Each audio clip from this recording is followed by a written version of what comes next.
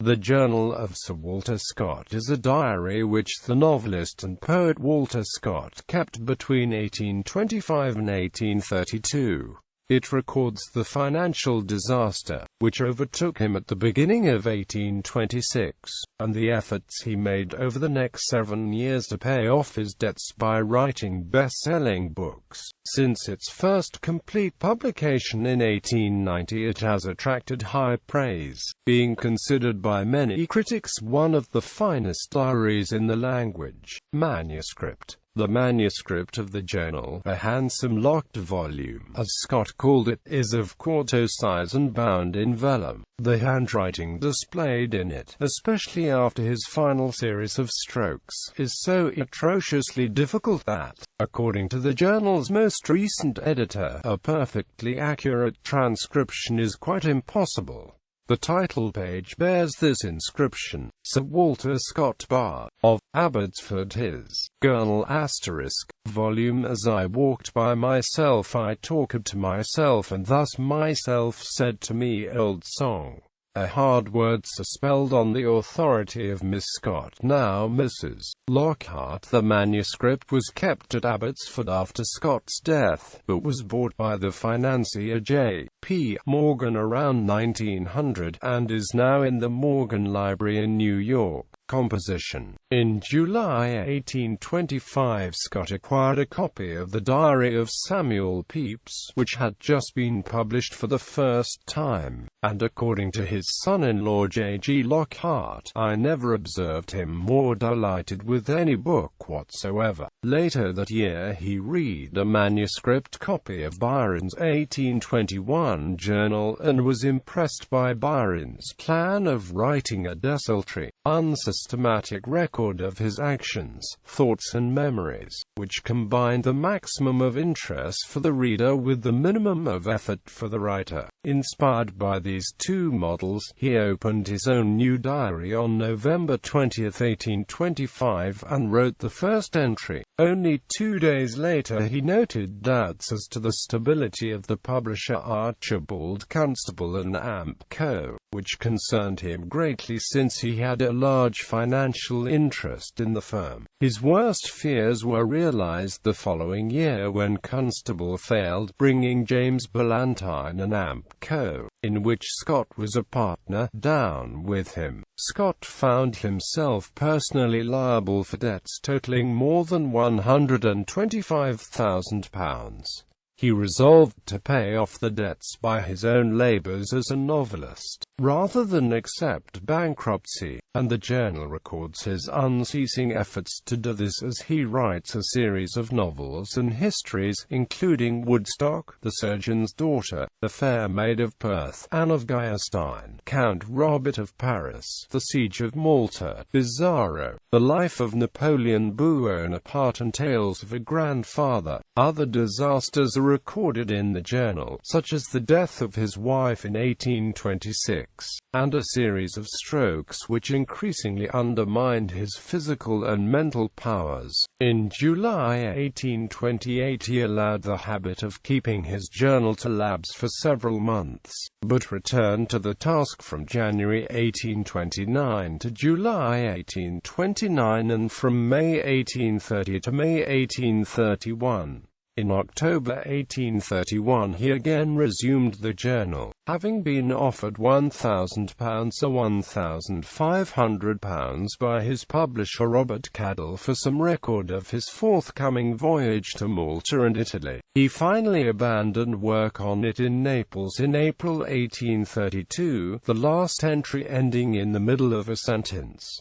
Critical reception. For the time of the journal's first publication, extraordinary claims have been made for it. In 1891 Algernon Swinburne wrote that the too long-delayed publication of his journal is in every way an almost priceless benefit, but as a final illustration and attestation of a character almost incomparably lovable, admirable, and noble, it is a gift altogether beyond price.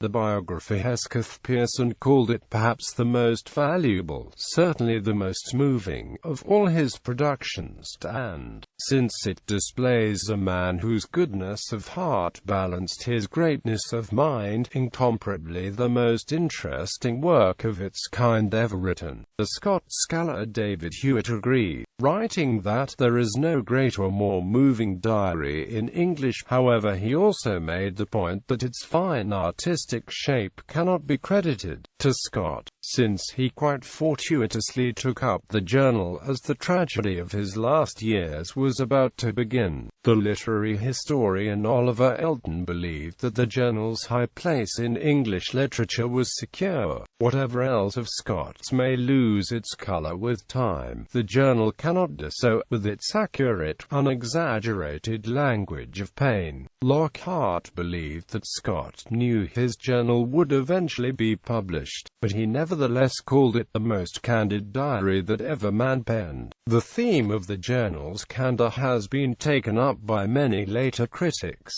C.S. Lewis considered that it was one of the sincerest books in the world, and full of self-knowledge. The novelist John Buchan wrote that it is one of the most complete expressions of a human soul that we possess. There is no reticence and posturing, because he is speaking to his own soul. The greatest figure he ever drew is in the journal, and it is the man Walter Scott.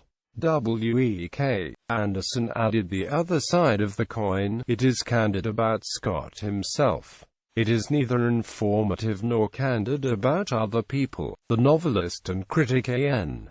Wilson judged it to be a truthful record of an unusual kind. There is nothing in it which can be contradicted by other biographical evidence, yet there is something extremely conscious about it. It is far more than a work of art. Scott was not making himself out to be someone that he was not. Rather, the journal is his record of how he made himself conform to the heroic standards of his own fictions. Scott was intent on facing with the bravado of Burleigh and the stubbornness of Jeannie Deans. John Sutherland offered a dissenting view of the journal's sincerity. He thought that Scott, foreseeing eventual publication, took the opportunity to influence history's view of his financial crisis. In these appallingly humiliating circumstances, it evidently became more important than ever that he should preserve a noble image of himself in extremis for posterity. Editions. J.G. Lockhart, Memoirs of the Life of Sir Walter Scott, but in 7 volumes. The last 2 volumes include substantial extracts from the journal, the text being based on a transcript by Lockhart's wife Sophia, Scott's daughter. Many subsequent editions of Lockhart's biography have appeared. David Douglas, The Journal of Sir Walter Scott, in 2 volumes. The task of establishing the text was left to Professor Hume Brown. A revised edition in 1927 expands the notes. John Guthrie Tate and W. M. Parker, The Journal of Sir Walter Scott, in 3 volumes. The text was produced by collating the Douglas edition against a photocopy, held in the National Library of Scotland, of the original manuscript. W.E.K. Anderson, The Journal of Sir Walter Scott. This was reissued as a paperback by Canongate Classics in 1998, with minor corrections and additions. Anderson's edition is amply annotated, but like the previous one was based on a photocopy. David Hewitt Scott on himself includes extracts from the journal comprising most of the entries from December 1825 to May 1826, edited from the original manuscript.